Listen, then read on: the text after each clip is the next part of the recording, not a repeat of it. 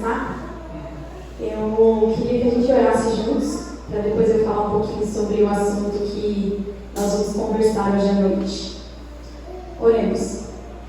Em Pai que são os céus, nós queremos te agradecer por termos o privilégio de estarmos aqui na tua casa, juntos, e para poder adorar o teu nome, para poder conhecer um pouco mais a tua palavra. Nós pedimos que o Senhor abra nossa mente, que o Senhor esteja nos dando entendimento e também tocando os nossos corações, para que possamos desejar cada dia mais estar perto de ti. É isso que pedimos e agradecemos por Jesus. Amém.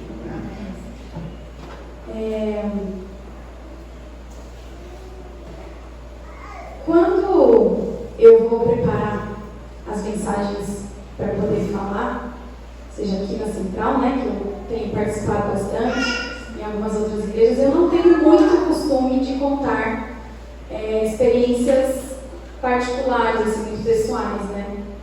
Já contei uma ou outra, mas não é o meu costume. Eu geralmente gosto de folhear bastante a Bíblia e folhear ali nas histórias, né? Variar ali entre as histórias. Só que algumas semanas atrás, eu estava com a ideia de preparar uma mensagem para uma outra igreja que eu ia falar. E o Espírito Santo começou a soprar na minha cabeça umas lembranças de algumas histórias minhas.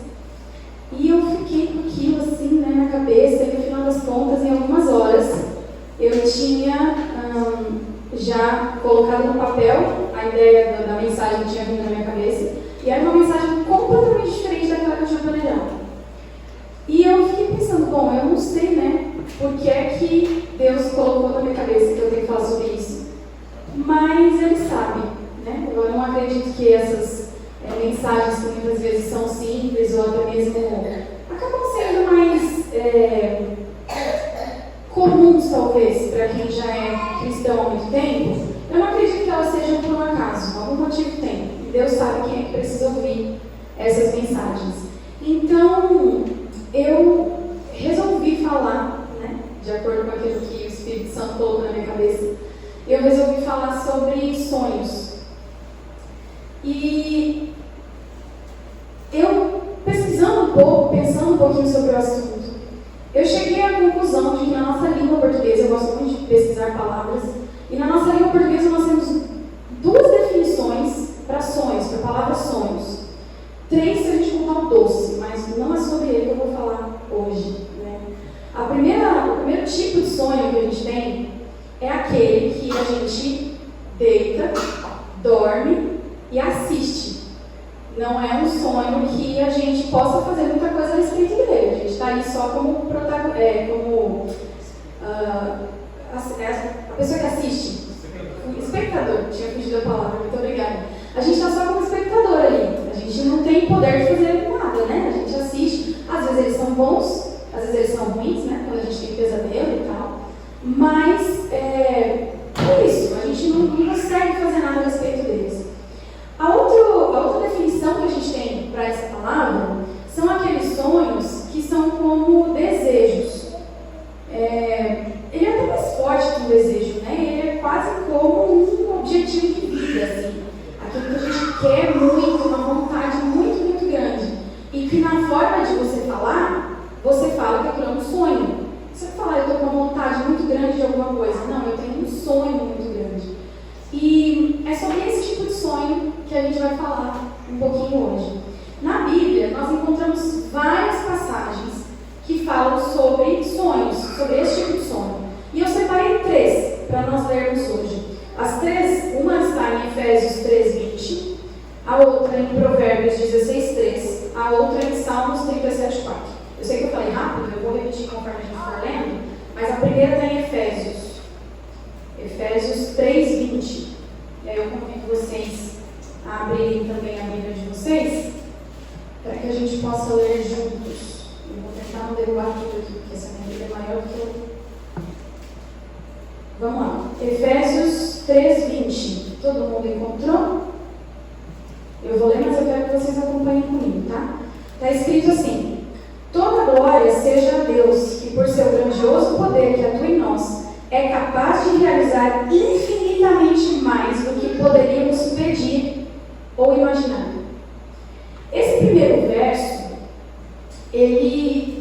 para a gente uma verdade muito incrível.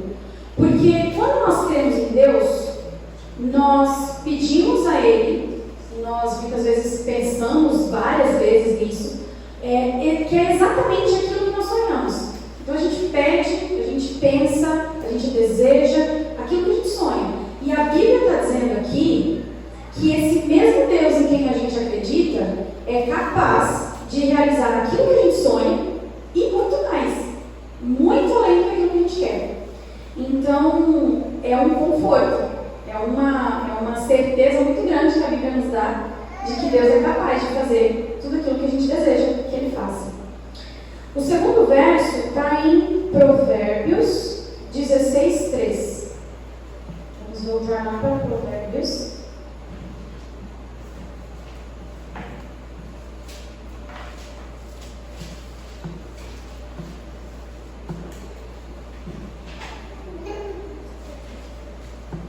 Provérbios 16:3.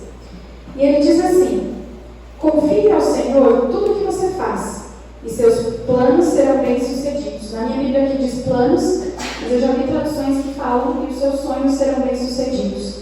Esse segundo verso, ele não fala apenas do sonho em si, ele fala também do caminho até o sonho. Então, quando a gente confia em Deus, quando a gente conversa com Ele, quando a gente caminha com Ele, quando a gente entende qual é o caminho para conseguir atingir o sonho que a gente tem, a gente percebe que tudo está em Deus.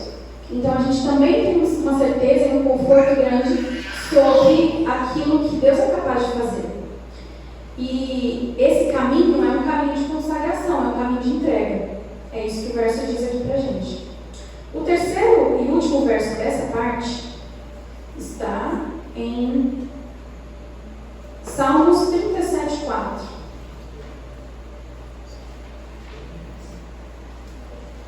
Salmos 37:4. E ele diz assim, posso ler? A gente achando ainda, vou esperar um pouquinho. Ele diz assim, busque no Senhor a sua alegria, e Ele lhe dará os desejos do seu coração. De novo aqui, a palavra que é usada na minha Bíblia é desejos, mas tem Bíblia que a tradução está como sonhos, os sonhos do seu coração. Esse último verso que a gente leu agora dessa parte, ele fala sobre descansar em Deus. Para mim, dos três, eu deixei por último porque é o que mais me dá uma alegria no coração. Ele fala especificamente sobre descansar em Deus, esperar em Deus, confiar, depositar sobre Ele todos os nossos desejos. E aí, quando a gente caminha com Ele, quando a gente conversa e a gente faz tudo aquilo que o verso de Provérbios nos disse, a gente entende que Deus é desejoso em nos conceder aquilo que a gente quer, em nos atender, realizar os nossos sonhos. E isso é algo que traz conforto ao nosso coração. Porque todo mundo sonha, certo? Estou certo ou estou errado? Todo mundo tem sonhos, né? Eu queria saber aqui, para tornar a nossa conversa um pouquinho mais dinâmica, quem é sonhador?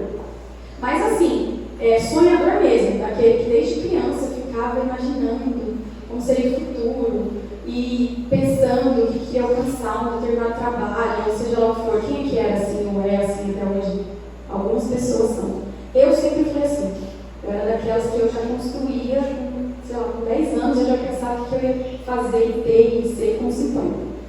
Então eu sempre sonhei muito. E eu tinha 2 grandes sonhos quando eu era criança. Na verdade, era um sonho que se divide em 2 partes. Só que eu não vou querer falar assim o nome de cara quais eram. Eu quero que vocês tentem adivinhar. Olhem pra minha cara, o Wallace não vai.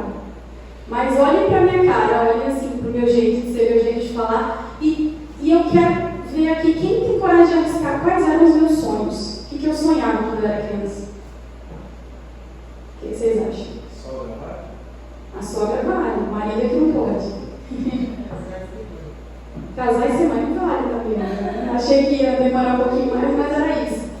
Gente, o meu sonho era dividido nessas 2 partes que a minha sogra falou. Eu tinha um sonho de casar com um príncipe encantado, era o primeiro.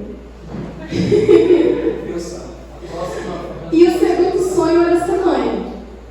Só que não era ser mãe de qualquer jeito esse sonho. Eu vou revelar aqui para vocês, mas não se espantem. Esse sonho era assim, eu queria ter 4 filhos. Eu queria que eles fossem gêmeos. Eram 2 meninos e 2 meninas, e eu queria que fossem todos da mesma gestação. Eu não estou exagerando, isso não é mentira. Só que depois de um tempo, quando eu comecei a crescer e perceber que as pessoas me achavam muito estranha quando eu falava desse sonho, eu parei de falar. Eu não parei de sonhar, mas eu parei de falar sobre ele. Mas eu sonhava realmente com isso, era, sei lá, porque eu queria muito, muito. Só que o tempo passou, né? A gente vai crescendo e aí a gente começa a chegar perto da oportunidade de realizar esses sonhos. O primeiro eu realizei, eu casei com o príncipe encantado, né, amor? E aí faltava o segundo, que era ser mãe. E aí vem a parte que eu vou contar para vocês um pouquinho da experiência de ser mãe. Como foi que a gente chegou até essas 2 pequenas que a gente tem. Quando a gente estava ali, acho que próximo de casar, e até mesmo um pouquinho ali no início do casamento, a gente teve que chegar num consenso, porque eu queria engravidar com 2 anos de casado, e o Wallace queria com 6.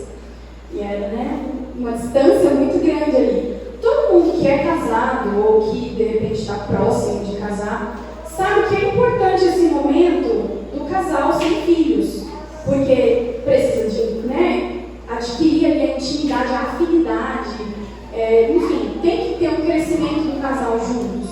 E a gente chegou a um consenso. Então, 2 é pouco, 6 é muito, vamos com 4 anos. Com 4 anos a gente tem filho e tá tudo certo. Só que o tempo foi passando e com 2 anos eu estava desesperada para engravidar. Sabe assim, você vê todo mundo com criança e você fala, gente, cadê o meu? Eu quero. E aí, eu falo assim, não, pera, né? Foi segurando a ansiedade, vou esperar mais um pouquinho e tal. Beleza. Aí quando a gente estava com quase 3 anos, assim, pertinho de fazer 3 anos de casado, a gente já começou meio que a abrir mão de certas proteções, porque a gente falou, não, peraí, 3 anos, se eu engravido agora, vamos ganhar com quase 4, tá ali, tá na média, tá bom. Então vamos lá. E aí, não lembro quanto tempo passou, não foi tão demorado assim, e eu engravidei. E eu lembro muito bem de todos os detalhes desse período, porque foi o momento em que eu estava realizando o meu sonho, finalmente, né? Eu sonhava desde criança e ali, não lembro quantos anos eu tinha, com 20 e poucos anos, eu estava realizando finalmente o sonho de ser mãe. Então eu lembro dos detalhes, assim, eu lembro que eu fiz o teste de gravidez quando eu estava com apenas 3 dias de atraso menstrual.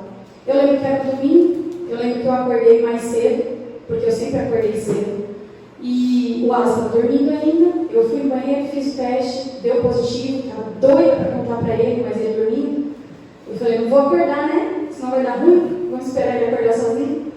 E aí fiquei ali na sala, naquela época não tinha WhatsApp, e eu mandei mensagem para uma amiga, contei para ela, mas falei, não conta para ninguém, porque eu tenho que contar para o Wallace. Ela, não, beleza. E aí eu esperei ele acordar, ele acordou, eu fui correndo na cama, e assim, de almoço, mostrei para ele o teste. Ele, como todo homem, fez o quê? O que é isso? Ele sabia que era um teste de gravidez, mas é aquele baque, né? Você está esperando tanto, você fala, nossa, e agora? Né? Finalmente vai vir um bebê, o que a gente vai fazer com esse bebê? Que é o pai pensa. E a gente conversou e ele falou para mim uma coisa, ele falou, amor, calma, não conta ainda, não sai espalhando para todo mundo, porque a gente tem que fazer exame de sangue, ter certeza, está tudo certo, beleza. Eu estava de férias, porque isso era em janeiro. Então, eu sou professora, estava de férias em casa. Na segunda-feira, eu fui até o hospital do Campo Limpo, nós tínhamos uma amiga lá, que trabalhava lá, e ela me ajudou ali a fazer os exames necessários, me deu um papel para verificar o resultado na internet, e ela falou, olha, entre hoje e amanhã de manhã, né, mais tardar amanhã de manhã, vai sair o resultado. E aí, como toda boa pessoa ansiosa, o que eu fiz? Ficava olhando na internet a cada 5 minutos. E quando foi final da tarde, realmente tinha saído o resultado, eu estava gravidíssima e eu feliz da vida, né? Contei para todo mundo, aquela alegria imensa, porque era o sonho da minha vida que estava sendo realizado naquele momento. E os dias passaram, eu falei, eu vou esperar muito tempo para começar o pré-natal, as coisas que tem que fazer, né? Vamos cuidar logo desde o começo. E aí eu fui pro posto de saúde na quinta-feira de manhã, daquela mesma semana, né? Quinta-feira de manhã, naquela época, era o dia em que eu estava completando 5 semanas de gestação. Para quem é da área da saúde, sabe que 5 semanas é muito cedo. Mas, então, estava tudo certo. E eu fui de manhã bem cedinho, porque é bem cheio, então eu cheguei às 7 horas da manhã no posto, coletei todos os exames que eu tinha que coletar e voltei para casa. E quando eu voltei para casa, o Wallace tinha que trabalhar e eu senti um pouquinho de cólica. Fui ao banheiro, tinha um pouquinho de sangramento. E aí eu já fiquei desesperada. Amor, né? Aconteceu isso e tal. E ele, calma, a gente não sabe o que é, a gente não sabe se é grave, se não é. Então, assim, fica de repouso, deita aí um pouco e tal, você não precisa trabalhar agora mesmo, então só espera. E eu fui, fiquei lá deitada. Não lembro quanto tempo passou, mas também não demorou tanto assim. E eu lembro que a dor piorou muito. E o sangramento piorou muito. E eu sabia o que estava acontecendo. Eu liguei para ele, falei, e a gente combinou de se encontrar no hospital. O caminho que era para nossa casa era mais rápido que ele me encontrasse no hospital do que ele voltasse até casa para depois a gente ir juntos para o hospital. Então meu padrasto me levou. Eu cheguei lá, fui atendida, me deram vários remédios para expelir qualquer coisa que ainda tivesse. E aí eu voltei para casa, arrasada. Assim, era o pior momento da vida que eu tinha tido até ali. E as pessoas, né, minha mãe, meu irmão, amigos, todo mundo tentava me consolar de uma maneira que é normal. Ah, não, mas é normal porque a gestação, isso acontece com um monte de gente. Ou, ah, não, era muito cedo, né, também é comum acontecer assim quando está no início e tal. E a gente entende essas coisas que as pessoas falam pra gente. Mas isso não ajuda, nem um pouco. Porque muitas vezes a pessoa não sabe exatamente o que aquilo significa para você. E para mim significava tudo. Era o sonho da minha vida que eu tinha perdido. E daquele momento em diante, eu passei períodos muito difíceis, porque eu via muitos amigos, casais de amigos, tendo filhos, e a gente começou a tentar engravidar de novo, e eu não conseguia engravidar.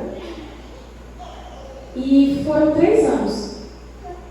Então já tinham sido 3 anos até ali, depois mais 3 anos onde a gente esperou. Muitos e muitos testes negativos. E era uma tristeza, assim, muito grande. O Wallace falou para mim, não, calma, Deus sabe de todas as coisas. Não se desespere. E eu entendia, racionalmente falando, a gente entende, né? Eu entendia o que ele falava para mim. Mas eu não conseguia entender de verdade, no coração. E depois de 3 anos, finalmente, eu consegui engravidar de novo. Depois de muitas tentativas, muitos exames, muita coisa que a gente fez. E aí eu consegui engravidar. E foi uma gestação difícil, porque eu tinha muito medo de acontecer de novo o que eu tinha passado a primeira vez. Só que a Riveretina veio essa pequena aqui.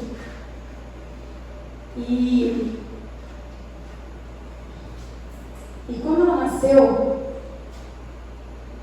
eu peguei ela nos braços e eu percebi que ela era melhor do que qualquer sonho que eu podia ter na minha vida. Qualquer momento que eu tivesse sonhado em ser mãe, não chegava nem aos pés do momento que eu passei ali depois que ela nasceu. Foi difícil, tá? Não esqueci as partes difíceis, mas era um sonho realizado. E depois disso, eu percebi que aquele sonho inicial que eu tinha de ser mãe, ele não tinha acabado.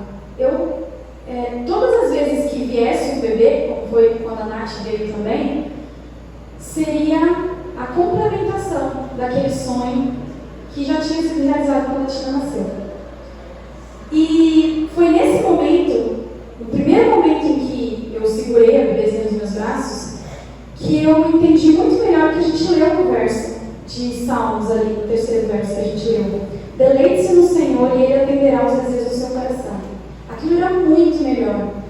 gente chega num ponto que a gente fala assim, tá bom, eu não tenho mais o que fazer.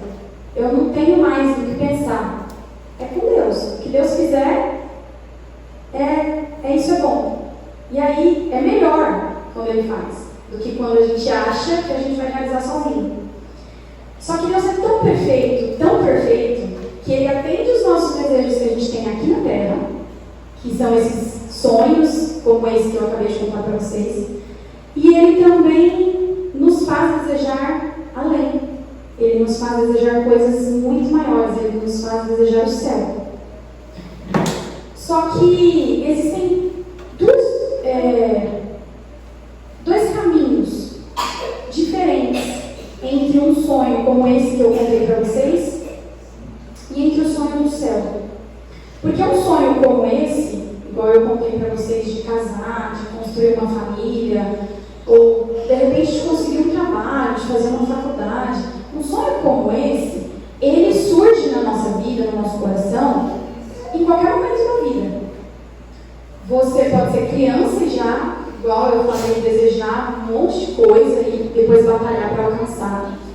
Você pode estar ali na adolescência e de repente descobrir um trabalho que você goste, um curso que você goste. Você pode ser adulto e você de repente descobre que você quer alguma coisa que você nunca tinha imaginado e você começa a batalhar por esse sonho. Então ele pode surgir em qualquer momento da vida, qualquer hora. Ele não tem hora para acontecer.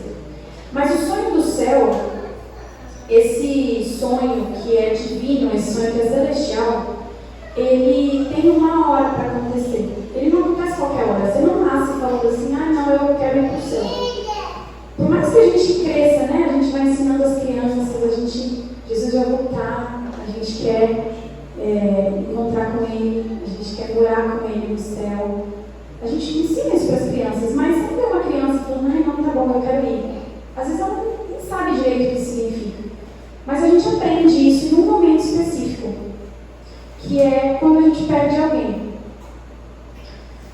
Nesse momento que a gente tem na vida, onde a gente perde pessoas, né, seja a primeira pessoa da vida que a gente está perdendo, ou depois que a gente já perdeu várias, a gente sonha com o céu de uma forma como a gente nunca teria imaginado quando a gente era criança e foi ensinado sobre o céu. E o último verso que eu quero ler com vocês hoje, ele está em 1 Coríntios 2,9, e ele fala justamente sobre o céu.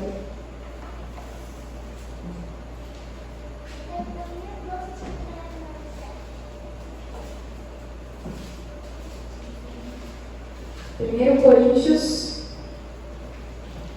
capítulo 2, verso 9. E ele diz assim: é a isso que as Escrituras se referem quando dizem: olho nenhum viu, ouvido nenhum ouviu, e mente nenhuma imaginou o que Deus preparou para aqueles que o amam.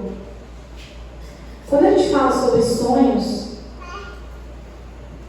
a gente entende que os nossos sonhos, por maiores que eles sejam, eles ainda são pequenos, porque a gente não é capaz de imaginar a realização dos sonhos que a gente vai ter quando chegar no céu. E como última experiência para esse assunto, eu vou contar para vocês quando foi a primeira vez que eu comecei a desejar o céu, de verdade, assim. Falar, eu quero ir, eu quero estar lá. E eu tinha 10 anos. No ano de 2000, no comecinho de abril, dia 2 de abril, a minha avó, por parte de mãe, ela faz aniversário dia 2 de abril. E os meus avós, né, no caso ela e o marido dela, faziam aniversário de casamento dia 4 de abril. Naquele ano de 2000, o aniversário da minha avó, que era dia 2 de abril, caía no domingo. Então, meu avô falou, vamos comemorar, vamos fazer as bodas de ouro, a festa, no domingo, que é o aniversário dela, porque a gente já faz, né, uma festa grandona e tal. E ficou combinado assim, a família toda se reuniu lá na igreja central de Hortolândia para fazer a festa das bodas de ouro. E foi uma festa linda, assim, a igreja Tinha muita gente da família, amigos. Meus avós estavam radiantes, tinha muitas flores em volta. E estava tudo muito bonito. Depois teve bolo, estava tudo bem gostoso. Era domingo, e nós, né, eu, minha mãe, meu pai, meu irmão, a gente não morava em Hortolândia. Então, quando acabou a festa de noite, a gente voltou para São Paulo. E vida segue. A gente foi estudar, eu e meu irmão fomos estudar na segunda-feira de manhã, meus pais foram trabalhar. E quando foi na terça-feira à tarde, dia 4 de abril, no dia que os meus avós completariam 50 anos de casados, a minha tia, irmã do meio da minha mãe, ligou para minha mãe e falou: volta, porque o pai sofreu um acidente. Eu tinha 10 anos. Eu lembro que eu já entendia o que estava acontecendo, mas a gente não entendia como. Porque era muito de repente, né? No domingo, durante a festa, a gente tinha ouvido algumas vezes o meu avô falar que ele estava tão feliz que se ele morresse naquele dia, ele ia morrer realizado. Porque ele via minha avó feliz. E toda a família reunida. E aí, quando a gente chegou em Hortolândia de novo, a gente foi na igreja, a mesma igreja de 2 dias atrás. As mesmas flores de 2 dias atrás. E tinha um caixão ali do meu avô. Ele tinha sofrido um acidente de carro, de atropelamento. E eu chorava muito, muito. Eu não cheguei perto do caixão, assim, muito próximo. Eu lembro que eu fiquei mais afastada, eu fiquei deitada no colo da minha tia, e eu ouvi minha tia falando para mim: a gente precisa se preparar, porque a gente tem que encontrar ele no céu. Então o que a gente precisa fazer é se preparar. E naquele dia, eu ouvi minha tia repetindo isso para mim várias vezes. Eu lembro que eu comecei a sonhar com o céu. Eu sonhei muito e eu falei: meu Deus, eu quero muito ir para o céu, porque eu quero muito ver meu avô de novo. Isso já faz 23 anos. E esse tipo de sonho, esse sonho com o céu, é um sonho que, conforme o tempo vai passando e a gente vai perdendo outras pessoas, esse sonho intensifica. Porque a gente vai desejando ainda mais reencontrar as pessoas que a gente ama. Há 10 anos atrás eu perdi meu pai. E aí o sonho aflorou de novo. E conforme o tempo vai passando, é isso que vai acontecendo. Só que eu percebi que, assim como o sonho de ser mãe foi realizado quando a Tina nasceu, e aí eu percebi que o sonho era pequeno em vista da realização que ele foi. Esse sonho do céu, ele é parecido, porque por maior que ele seja no nosso coração quando a gente perde alguém, ele traduz exatamente o que o verso disse pra gente ali em Coríntios. A gente não tem noção do que vai ser o céu. A gente não tem noção dos encontros que a gente vai ter lá. E sabe por que a gente precisa sonhar com o céu? Porque quanto mais nós desejarmos que o céu chegue, que Jesus volte, maior vai ser a certeza no nosso coração de que os reencontros que nós teremos lá serão incríveis. A gente é tão pequena que a gente sonha em encontrar pessoas que nós amamos. Eu sonho em encontrar meu avô. Cada um aqui que já perdeu alguém sonha em encontrar essa pessoa de novo no céu. Mas Deus revela para a gente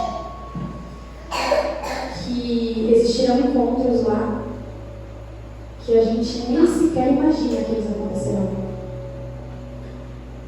E eu não sei se vocês já pararam para pensar nisso, mas a Bíblia diz, o Espírito de Profecia diz, que no céu nós vamos encontrar pessoas que estarão lá por nossa causa. Pessoas que estarão lá por causa de alguma coisa que você falou. Pessoas que estarão lá por causa de alguma coisa que você fez. Pessoas que estarão lá por sua causa. Porque você, em algum momento, como disse a música que o Robson cantou, você deixou Deus te usar. E aí ele veio e morou em você, e a pessoa viu. E aí a pessoa vai para o céu por causa disso. Esse é o sonho que a gente tem que ter. A gente ir para o céu e encontrar pessoas que a gente ama e pessoas que nos amam e que a gente nem sabe.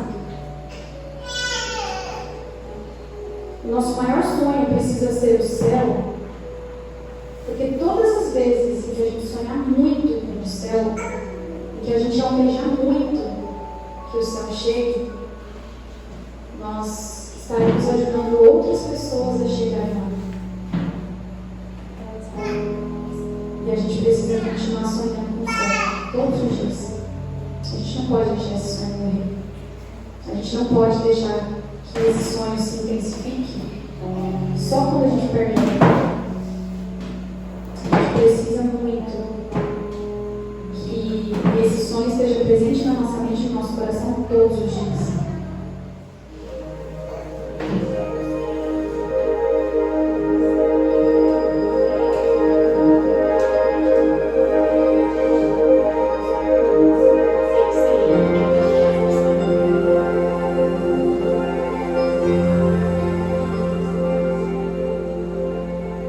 Sonhei que fui pro céu, um sonho não real. As ruas de ouro eu andei, no lado de cristão. Ouvi um coro de anjos e eu também cantei. Foi quando um jovem me tocou, chamou meu nome. Eu olhei e perguntou: você não lembra mais da igreja do interior? Eu era só um menino ali, você é o meu pastor.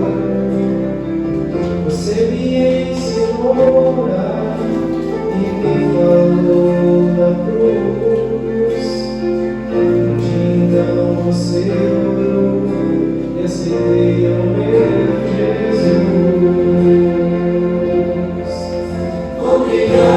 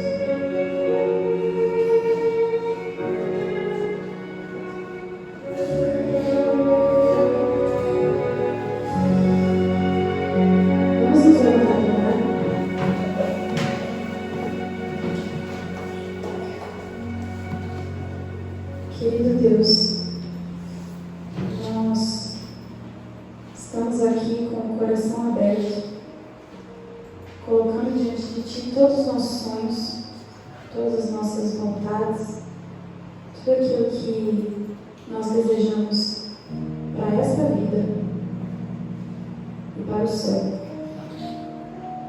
Nós pedimos, suplicamos que o Senhor coloque na nossa mente o anseio pelo céu todos os dias.